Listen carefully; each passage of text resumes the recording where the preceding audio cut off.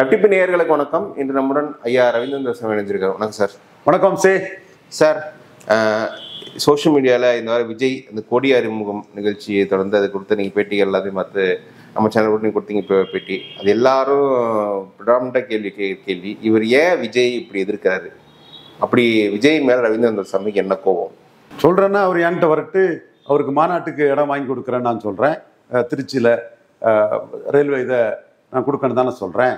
அல்லது அவருக்கு என்ன நெருக்கடினா நெருக்கடி அவர் சொல்லட்டு பேசட்டு, அதுதான் நான் தெளிவாக சொல்லிட்டு இருக்கிறேன். இப்போ உதயநிதி ஸ்டாலின் இவராலெல்லாம் 214 போட முடியாதுங்கிற மாதிரி ஒரு ரிப்போர்ட்டை பார்த்துட்டு நக்கல் நையாண்டி அடிச்சிருக்கிறாரு. நான் 214 போடுவேன்னு துணிஞ்சு அவர் சொன்னார்னா நான் விஜயை பாராட்டுவேன். எனக்கு அதில் என்ன இல்லை சார், நீங்கள் வந்து இப்போ அரசியலுக்கு ரஜினி வரேன்னு சொல்லிட்டு வரல. பட் ரஜினி அரசியல் வருவதுக்கு முன்னாடி நீங்கள் ரஜினியை பெரிய ஃபோர்ஸ் வரும், என்டிஆருக்கு சமமாக நீங்கள் ப்ரொஜெக்ட் பண்ணீங்க. பட் விஜயும் அது நான் வரேன் கொடியெல்லாம் அறிமுகப்படுத்திட்டாரு. அவர் வந்து ஒரு அஃபிஷியல் அதைத்தான் நான் சொல்கிறேன். ரஜினி வந்து நான் சிஎம்ஆ இருக்க மாட்டேன், இன்னொருத்தனை சிஎம்ஆ பண்ணி சொல்லும் போது தன்னை சிஎம்மோட பெரியவன் தான் சொன்னார். ரஜினி பெரியவன்னு சொன்னார். அப்போ அந்த ரஜினியை இது தேராது, குக்கும் நாராயண் சிங் யாதவ் லெட்ஸன் டம்மின்னு சொன்னாப்புல. பட் அவர் சௌதாலாவுக்கு எதிராக தேவிலால் குடும்பத்துக்கு எதிராக போயிட்டாப்புல. சுதாகர் ராவ் நாயக் வந்து சரத்பவாரால் chief minister prime minister Narasimha Rao கூட போயிட்டாப்புல. மாஞ்சி நிதிஷ்குமாருக்கு எதிராக போயிட்டாப்புல. என்ன உண்டு பக்தவச்சலம் ஒரு எம்எல்ஏ ஆதரவு கிடையாது.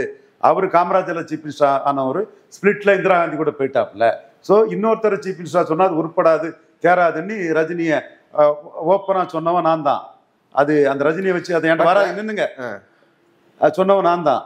அதே இதில் வந்து ரஜினிகாந்த் பற்றி நான் பேசும்போது 2004 ரஜினிகாந்த் ராமதாஸ்கிட்ட தோத்த இடத்துல நான் இஷ்யூ பேஸ்டாக நான் இது பண்ணேன்னு சொன்னவனும் நான் தான். ரஜினிகாந்த் எலெக்ஷனை விட்டு வேண்டான்னு சொல்லும்போது ஒரு அறிக்கை விடணும் மக்களுக்கு சொல்லணும்னு சொல்லும்போது நீங்கள் தான் கட்சி வேண்டான்னு சொல்லிட்டீங்களாண்ணே, அப்புறம் ஏன் நீங்கள் சொல்லணும்? ஸ்டாலின் உங்கள் நண்பர், அவர் தான் ஜெயிக்க போகிறாரு, நீங்கள் என்னத்துக்கு ஏதோ 4 பேர் ஸ்டாலினுக்கு எதிராக உங்ககிட்ட இருந்து கருத்து வர மாதிரி பண்ணதுக்கு ஏன் பண்ணணும்னு வேண்டான்னு தடுத்தவன் நான். அது மட்டும் இல்லை விட மாட்டாரு, எல்லாரும் அவருக்கு நண்பர் தான், ஸ்டாலின் அவருக்கு நண்பர் தான் சொன்னவனா. இன்னைக்கு ரஜினிக்கு மிகப்பெரிய முக்கியத்துவத்தை முதல்வர் ஸ்டாலின் கொடுக்குறாருன்னா அதுக்கு தகுதியானவர் ரஜினிகாந்த், அதுக்கு காரணமானவனு நானும் தான். உண்மைதான். இன்னைக்கு நான் விஜய்கிட்ட கேட்கறது, ரஜினி அன்னைக்கு தன்னை வந்து பிரைமரி ஃபோர்ஸ்னாரு, நானே ஜெயித்து இன்னொருத்தனை சீஃப் மினிஸ்டர் ஆக்கும்னாரு. நீ 214 நீங்க விஜய் போடுவீங்களா மாட்டீங்களா, அல்லது எடப்பாடி கிட்ட போய் விலை பெறுவீங்களாங்கிறதா என்னோட. எடப்பாடி கிட்ட போயிடுவாருன்றதா அதுதான் எனக்கு விஜய் பற்றி எனக்கு என்னங்க. அம்பேத்கர் சொல்லுவாரு identify the enemy. Iyer Nadar என்ன செய்ய முடியும்னு கேட்ட முதன் பழனிசாமிக்கு அப்பாவை தான் நம்ம எதிரியா வச்சிருக்கோம். ஜனநாயக நெறிப்புறைப்படி, நீதி நேர்மைப்படி, மனித நீதிக்கு மனிதங்க அடிப்படையில் ஜனநாயக விளிம்பியங்கள் படி அவரை எதிர்த்துட்டு இருக்கோம். ஜாதி சங்கங்களை பார்க்குறோம், அரசியல் தலைவர்களை பார்க்குறோம். அவர் கூட்டணி அமைக்க முடியாதுன்னு சொல்றோம். விஜய் 214 அனுப்புன்னு சொல்லிட்டு போயிட்டாருன்னா அதுக்கு பிறகு நான் விஜய் ஏன் பேச போறேன்? அவரு சீமானை காட்டி பேரம் பேசி எடப்பாடி கிட்ட விலை பெறுவாரோங்கிற அச்சம் எனக்கு இருக்கனாலதான் நான் அதை பேசுறேன். விஜய் ஒரு ஃபோர்ஸ்னு ஒத்துக்கிறீங்க? கண்டிப்பா Vijay force. Crowd pulling capacity உள்ள யார் வந்து 214 போட்டாலும் ஃபோர்ஸ் ஆகலாங்கிறத நான் சொல்லிட்டே இருக்கிறேன்னு. விஜயகாந்த் பண்ணாரு, கமல்ஹாசன் பண்ணாரு, சீமான் பண்ணாரு. சீமான் பேச்சு திறமை. விஜயகாந்த் இது அஜித் வந்து 214 போட்டாலும் ஃபோர்ஸ் ஆகலாம், சூர்யா வந்து போட்டாலும் ஃபோர்ஸ் ஆகலாம். எந்த ஒரு க்ரௌட் புல்லிங் கெப்பாசிட்டி உள்ள ஒரு 214 கேண்டிடேட் போட்டு ஒரு இஷ்யூவை சொன்னா ஃபோர்ஸ் ஆகலாம். விஜய் மட்டும் இல்லை, யார் வேணாலும் ஃபோர்ஸ் ஆகலாம். அதுல க்ரௌட் புல்லிங் கெப்பாசிட்டி வேணும் உங்களுக்கு. இப்போ வந்து நிறைய பேர் வந்து ஆரம்பத்துல நீங்க விஜய்க்கு என்ன தனித்தன்மைன்னு சொன்னா அப்படியெல்லாம் ஒன்றும் பெரிய தனித்தன்மை இல்லை. ரசிகர்பலம் இருக்குது, மிகப்பெரிய டான்சர், சிங்களர்களை கொண்டாடக்கூடிய ஒரு பெரிய டான்சர், அதுல எந்த மாற்றமும் இல்லை. பட் அவர் வந்து மோடியை போய் கோயம்புத்தூர்ல பார்க்கும்போது 6% ஓட்டு ஜெயலலிதா ஏறத்தானே செய்தாங்க. அதற்காக அதை வச்சுக்கிட்டே அவரை நான் குறை சொல்லலை. அவர் 214 போட்டால் அவருக்கு ஒரு வாக்கு வலிமை வரும். அவர் அதை போடாம எடப்பாடி கிட்ட விலை பெறுவாருங்கிற வார்த்தையை நான் அழுத்தியே பேசுறேன். அந்த அச்சம் எனக்கு இருக்கனால தான் இதை வர்றேன். ஏன்னா அந்த வியாபார கூட்டம் அந்த வியாபாரத்தை முடிச்சிடக்கூடாதுன்னு நான் நினைக்கிறேன். இப்போ என்னன்னா, இப்போ நிறைய நீங்க சொன்ன வியாபார கூட்டம் சொல்றீங்க. அந்த கூட்டத்தை சேர்ந்த பலர் வந்து சொன்ன ஒரு ஐடியா என்னன்னா, ஆந்திரால வந்து பவன் கல்யாண் சந்திரபாபு நாயுடு உதவி பண்ணி அவர் ஆட்சியை பிடிச்ச மாதிரி இங்க வந்து எடப்பாடிக்கு விஜய் உதவி பண்ணி இங்க ஆட்சியை பிடிக்கலாம் அப்படின்னு சொன்னேன். Is it practically possible? நீங்க வந்து உங்க எடப்பாடி பவன் கல்யாண் கூட விஜய் இது பண்றதே வேஸ்ட்டுங்க. பவன் கல்யாணம் வந்து 2014 மோடிக்கும் சந்திரபாபு நாயுடுக்கும் ஆதரிச்சு அவங்க வெற்றியா அடைஞ்சாங்க. வெற்றி அடைஞ்சாலும் அவங்க பவன் கல்யாணுக்கு ஒன்றும் பங்கு கொடுக்கல, சந்திரபாபு நாயுடு கொடுக்கல. அதற்கு பிறகு 2019 பவன் கல்யாண் வந்து கேண்டிடேட் போட்டு 7% காபு வாக்குகளை பிரிச்சு, மெஜாரிட்டி காபூஸ் கம்யூனிட்டி தான், மிலிட்டன் கம்யூனிட்டி, தென்னிந்தியாவிலே மிலிட்டன் கம்யூனிட்டி. அந்த வெங்காவட்டி ரங்கராவை அரசு அதிகாரத்தோட கொலை பண்ணும்போது சீஃப் மினிஸ்டருக்கு தியேட்டர்ஸ், சீஃப் மினிஸ்டர்ஸ் ரிலேட்டிவ்ஸோட பங்களாவெல்லாம் எகிரி அடிச்ச ஒரு பெரிய militant community, numerically strong community. Kapus, தொப்பூர் காப்பு, 300 காப்பு, காப்பு ஒன்ஸ் தேவர், அந்த அளவு மிலிட்டண்டான ஒரு கம்யூனிட்டி. அந்த கம்யூனிட்டி பேக்கிங்ல சிரஞ்சீவி 15க்கு மேல வந்தாரு.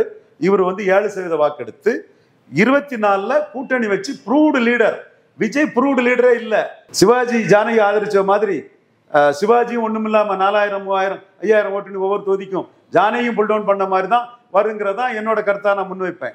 விஜய் என்ன எதிர்பார்க்கணும்னா, பவன் கல்யாண் 19 ப்ரூவ் பண்ண மாதிரி 26 ப்ரூவ் பண்ணோம், 24 அது ப்ரூவ் பண்ணலான்னு நான் அதை சொன்னேன். 24 அது ப்ரூவ் பண்ணா இன்னைக்கு பவன் கல்யாண் விஜய். இதுதான் தன்னம்பிக்கையற்ற கோழைத்தனமான அரசியல் ஆலோசகர்கள் விஜயை காலி பண்ணிட்டாங்க. இப்ப நீங்க பணத்தை கொடுத்து வெப்புல 4 கைக்கூலிகளை பிடிச்சி எழுதுறதுனால எலெக்ஷன் கமிஷன் விஜய்க்கு இவ்வளவு ஓட்டுன்னு சொல்லாது. பவன் கல்யாண் நிரூபிச்சனால தான் எலெக்ஷன் கமிஷன் பவன் கல்யாணுக்கு ஓட்டுன்னு சொல்லிச்சு. விஜய் 24 நிரூபிச்சா இவ்வளவுன்னு சொல்லியிருப்பாங்க. 26 நிரூபிச்சாதான் அது ஓட்டாகும். 214 நிற்கிறதுக்கு இன்னும் முடிவெடுக்காம இருக்கக்கூடிய விஜய குப்பனோ சுப்பனோ டாம் டிக்கன் ஹரி இவ்வளவு பிரச்சனை அத்த பிரச்சனைனா எலெக்ஷன் கமிஷன் ஒத்துக்குமா? எலெக்ஷன் கமிஷன் ஒத்துக்கணும்னா மக்கள் மத்தியில கண்டெஸ்ட் பண்ணி ஓட்டை நிரூபிக்கணும். பவன் கல்யாண் ஓட்டை நிரூபிச்சவர். அரசியல் தெரியாத முட்டாள்கள் தான் பவன் கல்யாணும் விஜயனி பேசுவாங்க. சரி, ஓகே. இப்போ விஜய் வந்து எடப்பாடியுடன் கூட்டணி போகக்கூடாதுன்னு நினைச்சுப்படுறீங்க. ஒருவேளை அப்போ அவர் சீமானுடன் கூட்டணி பண்ணா சரியா உங்களுக்கு? சீமான் 30 சீட்டு வச்சுக்கிட்டு விஜய்க்காக காத்திருக்கிறாரு. அது விஜய் தான் முடிவு பண்ணும். நான் எப்படி சரி பண்ண முடியும்? எடப்பாடி சீட்டு விஜய் கொடுத்து விஜய் போனதுதான். நான் என்ன செய்ய முடியும்? நான் அப்ப ஜானகி சிவாஜி சொல்லிட்டு இருக்கேன். அதான் இப்போ நீங்க சீமான் 30 சீட் வச்சிருக்கீங்க, அங்கதான் கேள்வி. பலம் நிரூபிக்காத விஜய்க்கு 30 சீட்டு கொடுக்குது எது சீமான் வராரு? அவரு யாருடன் கூட்டணி இல்லைன்னு ஒரு 239 கேண்டிடேட் ரெடியா வச்சிருப்பார்ல. நிச்சயமா சீமான் அந்த ஸ்டாண்டு அவரோட ஸ்ட்ராங் 214 ஸ்ட்ராங்ல இருந்து அவருக்கு ஒரு டவுன் தான். அது நான் மறுக்க வரல. 214 தான். நம்ம சொன்ன மாதிரி மக்களவையில் 2 மடங்கு வந்தா சட்டமன்றத்தில் 3 மடங்கு வருவார். நான் எலெக்ஷன் முன்னே சொன்னேன். அந்த ஸ்டாண்ட்ல தான் சீமான் நின்று இருக்கணும். தம்பி வந்தாங்கிறது சீமானுக்கு ஒரு சின்ன செட்பேக் தான். நான் மறுக்க வரல. 214 தான் சீமானுக்கு பிளஸ். பட் அவரு அந்த சபார்டினேட்டா 30 சீட்டுக்கு தான் வச்சிருக்கிறாரு. I hate it from the heart's mouth. Okay. அப்ப சீமான் வந்து விஜய் அரசியல் வருகை தனக்கு ஏதோ திட்டா இருக்குன்னு நினைக்கிறாரு.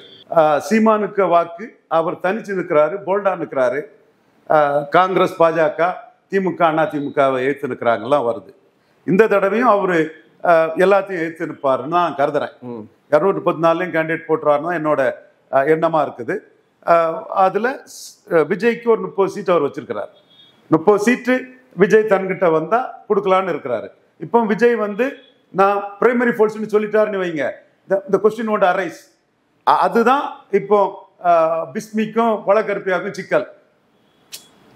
விஜய் 30 எதிர்பார்க்கிறாரா, 30க்கு மேல நெகோசியேட் பண்றாரா?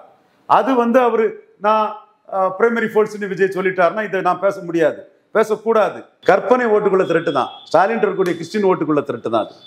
அவர் அந்த கற்பனை ஓட்டு அவரே நம்புறாரு.